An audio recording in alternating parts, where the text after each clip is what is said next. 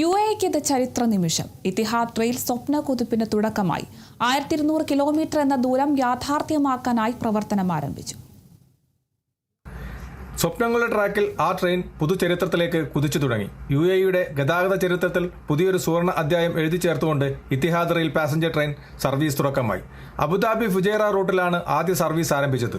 വർഷങ്ങളായുള്ള കാത്തിരിപ്പിന് വിരാമമിട്ടാണ് എമിറേറ്റുകളെ തമ്മിൽ ബന്ധിപ്പിച്ചുകൊണ്ടുള്ള രാജ്യത്തെ ആദ്യ യാത്രാ ട്രെയിൻ കുതിച്ചു പായുന്നത്. അബുദാബിയിലെ മുഹമ്മദ് ബിൻ സായിദ് സിറ്റി സ്റ്റേഷനിൽ നിന്നും ഫുജൈറയിലെ അൽ ഹിലാൽ സിറ്റി സ്റ്റേഷനിലേക്കാണ് ചൊവ്വാഴ്ച മുതൽ സർവീസ് ആരംഭിച്ചത്. യാത്രയ്ക്കെടുക്കുന്ന സമയം വെറും 105 മിനിറ്റാണ്. റോഡ് മാർഗം മണിക്കൂറുകൾ നീളുന്ന അബുദാബി ഫുജൈറ യാത്ര 1 മണിക്കൂർ 45 മിനിറ്റിൽ പൂർത്തിയാക്കാം എന്നതാണ് ഇത്തിഹാദ് റെയിലിന്റെ പ്രധാന ആകർഷണം. മണിക്കൂറിൽ പരമാവധി 200 കിലോമീറ്റർ വേഗതയാണ് യാത്രാ ട്രെയിനുകൾ സഞ്ചരിക്കുക.